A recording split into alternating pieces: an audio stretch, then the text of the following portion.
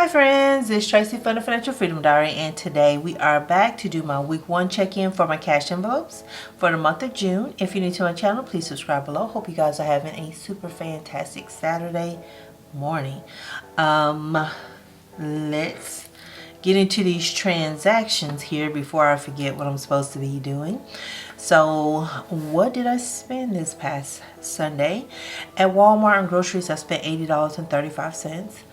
At Kroger on groceries, I spent $5.32. I got home and remember I didn't have baking powder. And also at Walmart, I spent $2.50 on household. You're gonna get like a very short grocery haul either Sunday or Tuesday, but I'm going to get that up for you. I did record it this time, even though it wasn't big or anything. Just let you know this is what I bought, and that is on that. But I think I did forget to, because I didn't record the Kroger, what I bought back from Kroger for $5.32, and it was just a baking powder, just 2 containers of that. I didn't record that, so just want to let you know that part. So let's hop right in. So I started groceries with $600 and I spent $85.67 on groceries. I think it's probably the first time I did a little math.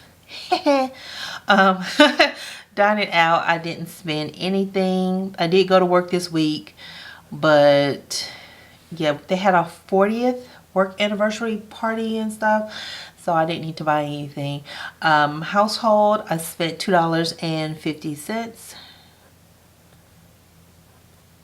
and I'll be showing you that in the video because right now my mind just went totally blank.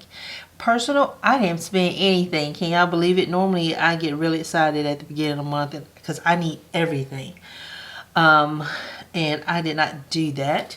So let me get over here. So from my my cash envelope stuffing video, I did get a question from For Your Mindset.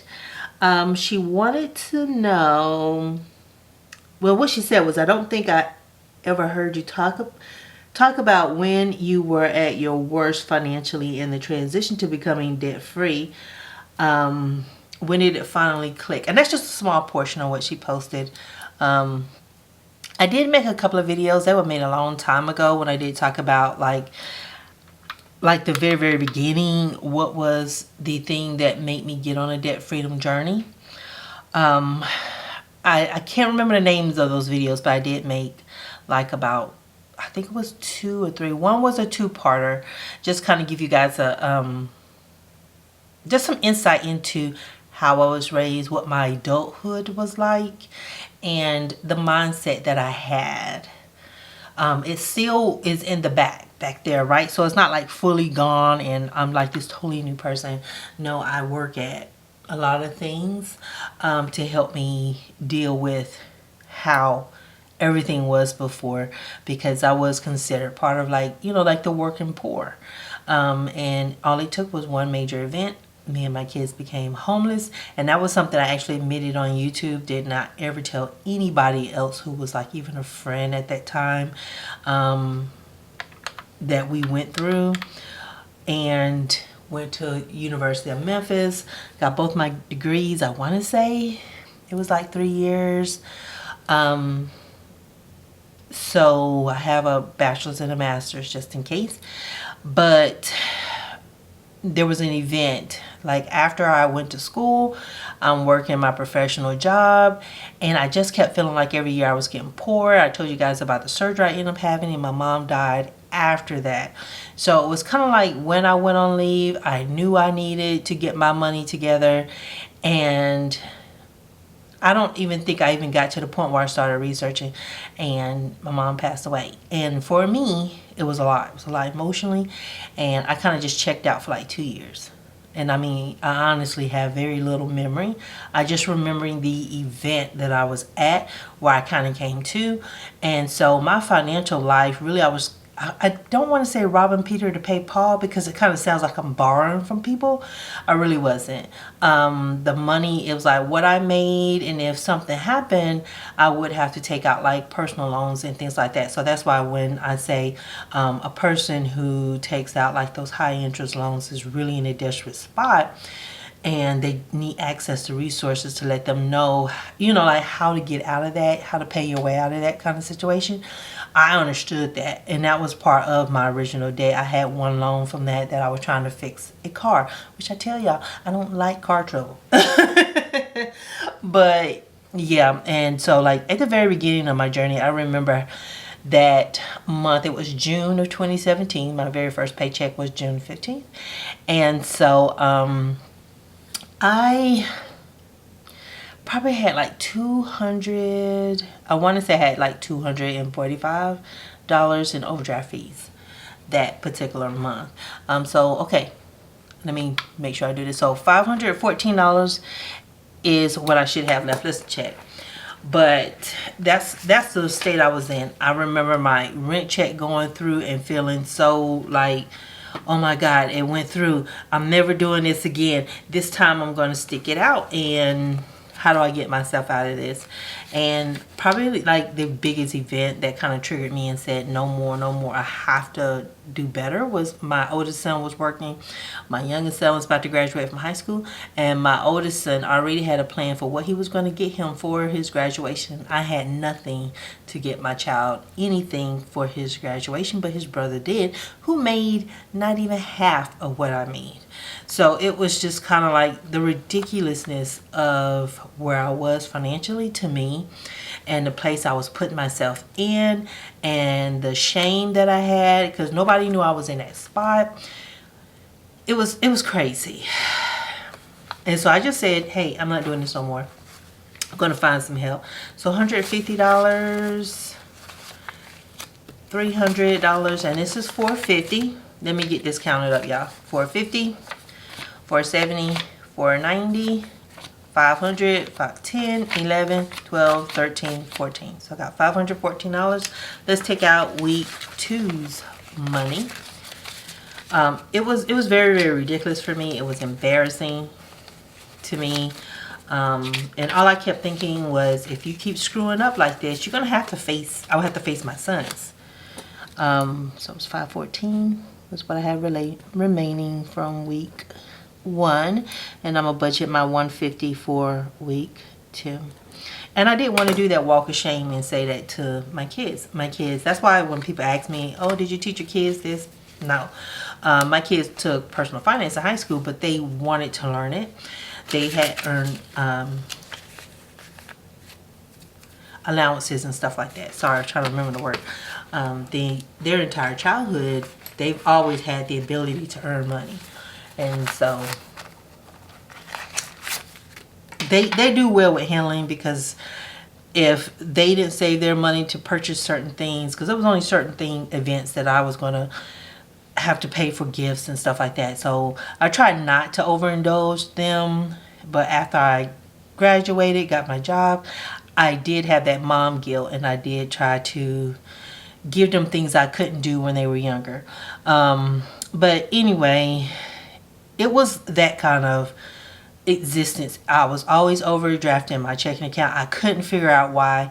And when I created my first budget, it was like, oh my God, okay, I think I have this, and I'm gonna have some money left over. Why do I feel like I don't have any money? And that budget was trash. Okay, so dining out, I started with $80. I didn't spend anything, so I should still have 80, 20, 40, 60, 65, 70, 75, 80. And just to know that that budget was not right. It was so inaccurate. And then as soon as I took the money out for food the very next day, my car broke down, and I had a Nissan Sentra back then. Her name was Nisi the Nissan. And she broke down on my son, because my son was using my car. And whole mess. But events like that happen. I wouldn't be prepared. It was always it was embarrassing to me when my son would always be like, well, I can pay for this and I can pay for that. I can do this and I can do that.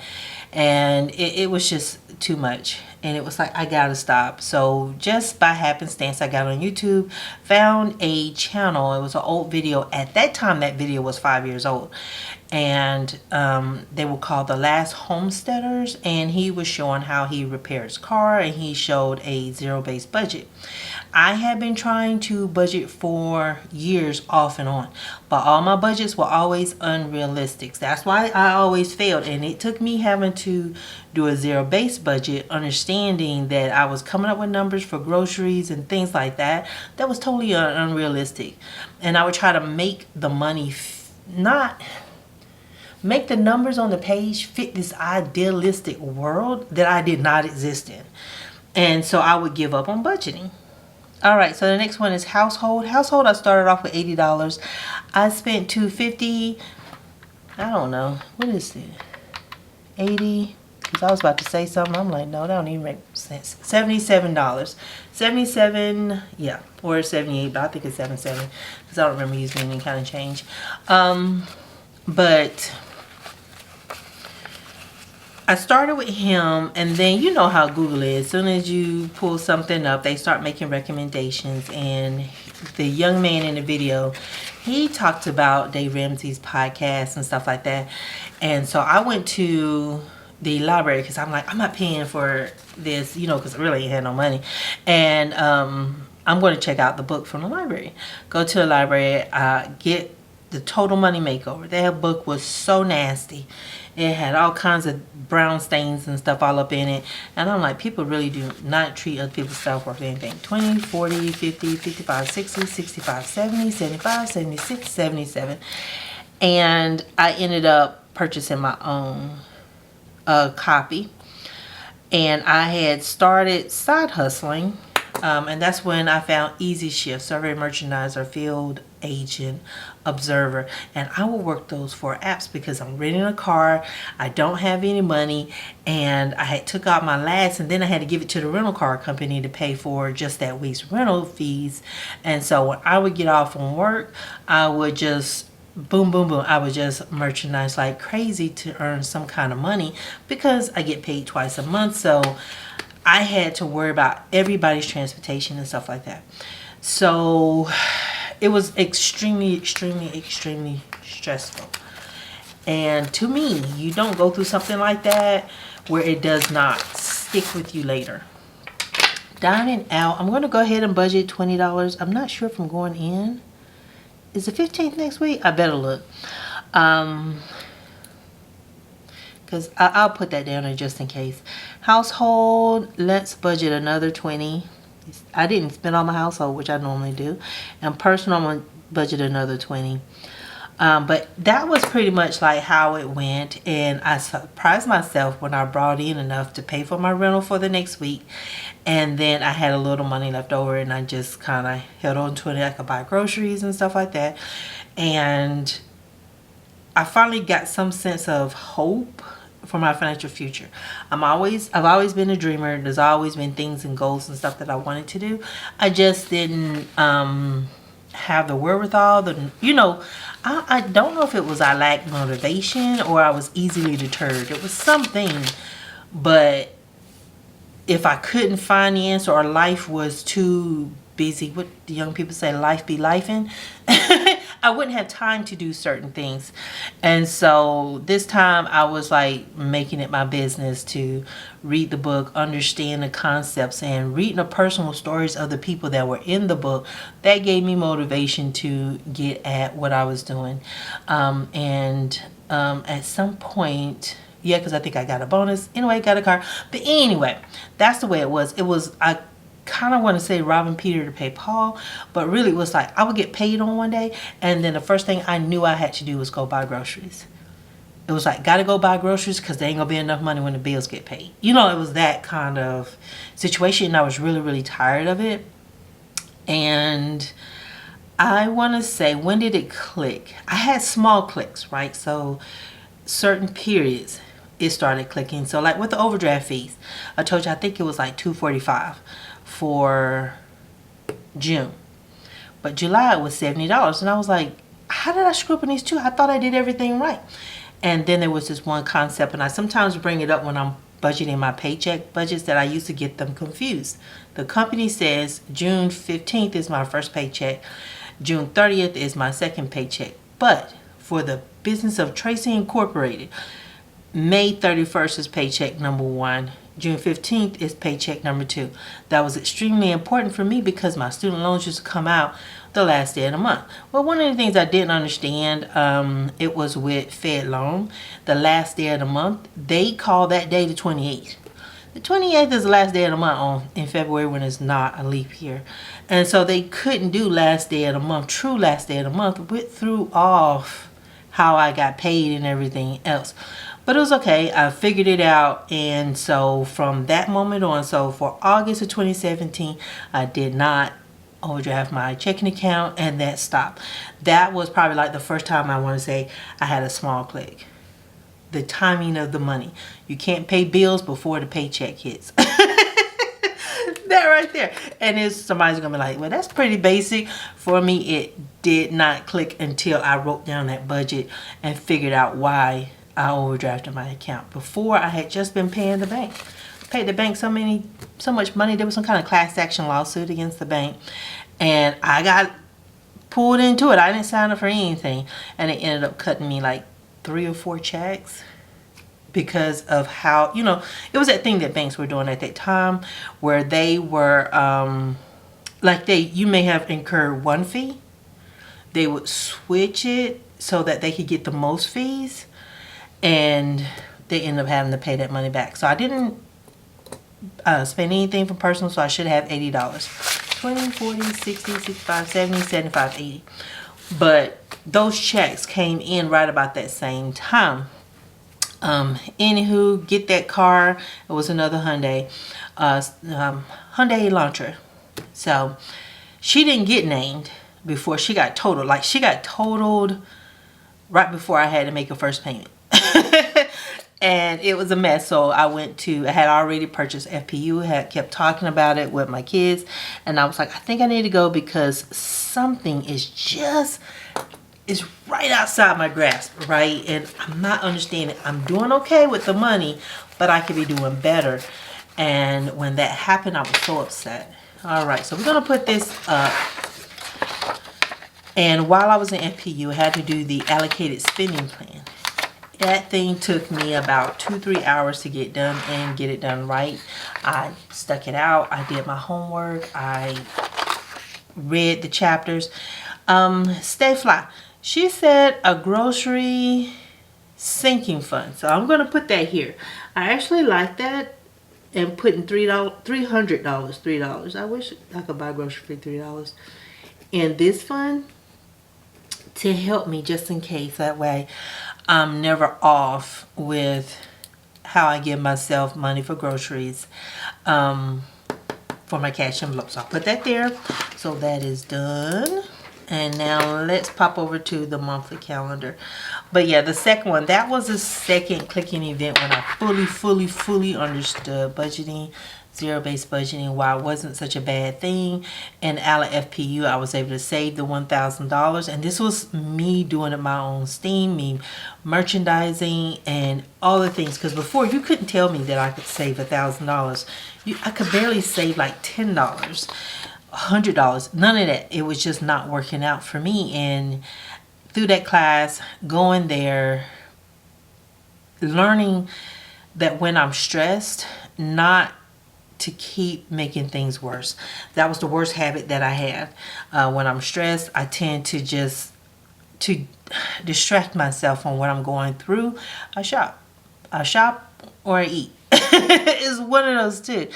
And so understanding my behaviors and how I was the problem, and how to fix that. That was the clicking event from FPU.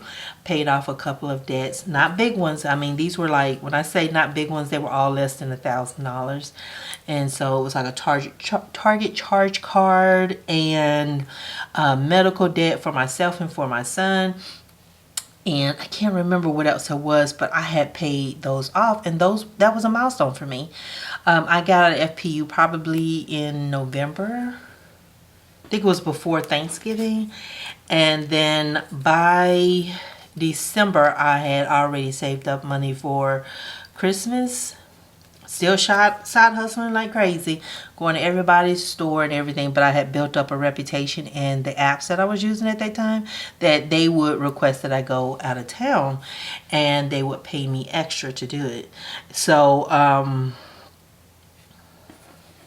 doing all that. I go into Target and I make my purchases because I love to do these little stocking stuffer things that I do for my kids. It's just a bunch of candy and crap. But I like doing that. And so I go in there, I buy all the stuff for my sons, for my manager and his wife and their dog. You know, like I'm doing all this stuff. I pay for it. I leave out. I get to my car, I'm packing up. And normally by this point, the euphoria of shopping has worn off and I'm regretting everything that I bought. But I don't have that sensation at that time, and I'm wondering what is wrong, something doesn't feel right. And then I think about it and I'm like, dude, you're not having that down. You know, while I'm shopping and spending, I'm going up, and then after I'm walking out the store, I'm crashing real hard on my way to the car. And I was also back on a cash Christmas. So in 2017, that was my first cash Christmas since I had graduated from the University of Memphis in 2011. So it was kind of like, oh my God, you know, like I don't have the Christmas regrets and none of that because it wasn't going to follow me. And I didn't think about when I got into the line, I paid the rent for $1902.70. Also paid my internet $117.77. I didn't have any of that stuff going on. So that was kind of like the second big one. And it was like, that's when I was driving home and I'm sitting there thinking, I'm going to make it. You know, I'm going to be able to pay off my debt. It's a lot of debt, but I can do it. You know, if I just stay focused, find my motivation, and stick to my guns. Losing friends and family and anything else over money that I earned and I'm now saying no to them about, that really didn't bother me at all, I'll be honest, because for me, my sons are everything, and they don't borrow money from me. They don't borrow money from me or get mad about what I earn or anything like that. So that was probably like click event 2. And then I want to say probably early spring, maybe mid-spring in 2018, I'm outside because I had a problem with one credit card. I sent my last payment and they never processed it. So I'm talking to this person, that person, this person, you know, like trying to figure out what the heck is going on. And then I'm get everything taken care of. They can't find whatever check I mailed in. And then I'm like, take this out of my account because I'm trying to be done with this credit card. I hang up with them and I'm still walking because I'm trying to decompress before I get back to my desk. And it hits me. It was the first time you ever went and ran down a bill collector. But here I am outside doing it. But in the same thing, I had this little thought in the back of my head. I finally got some room in my budget. You know, I could just make payments and I'll be okay. And then something was like, no, we're going to go ahead and we're going to see this through. We're going to take this money, add this onto this, and we're going to go ahead to the next one. And historically, that feeling that I had where my budget wasn't so tight and I had breathing room, that's normally where I would stop being aggressive and trying to pay off anything.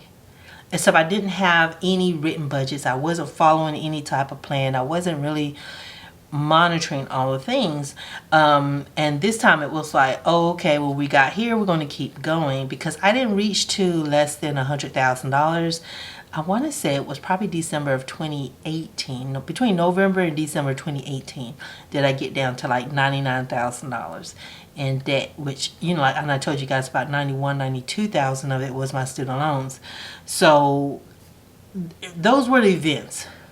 And I just kept at it.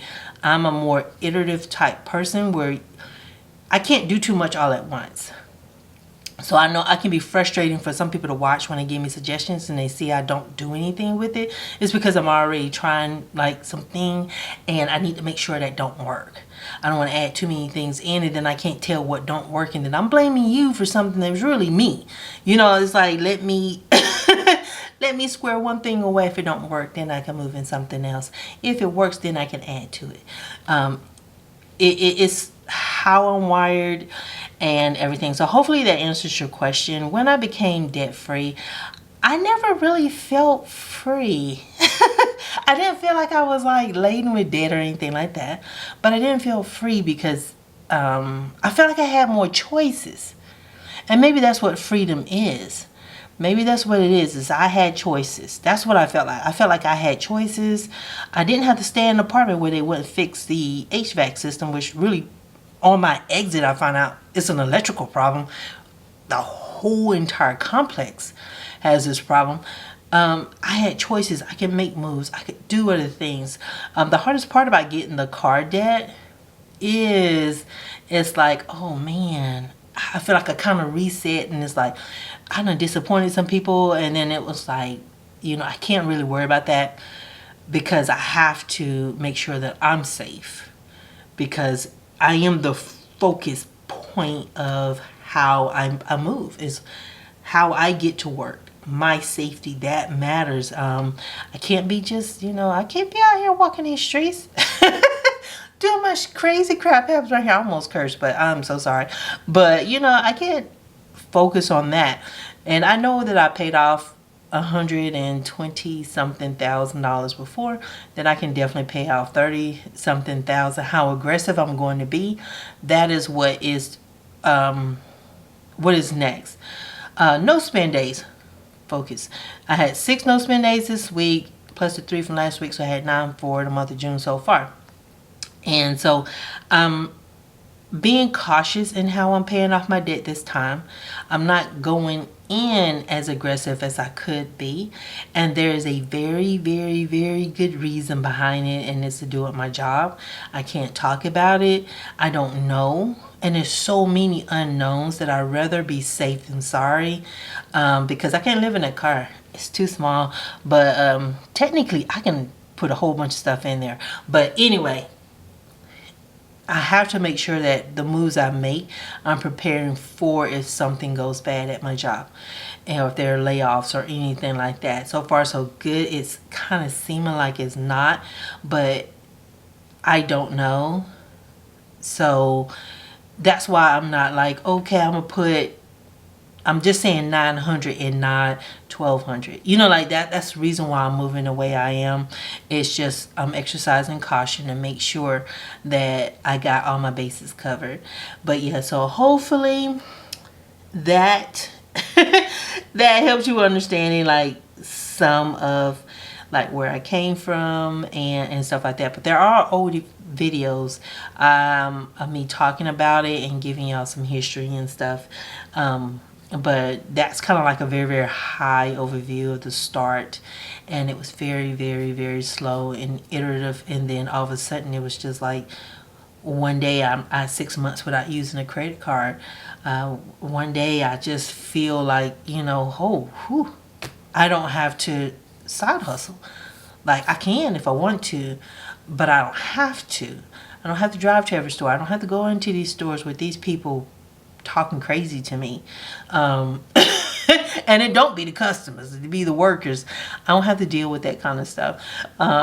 It was the choices that came with it, and with that freedom, I don't know what I expected to feel, but I did have choices.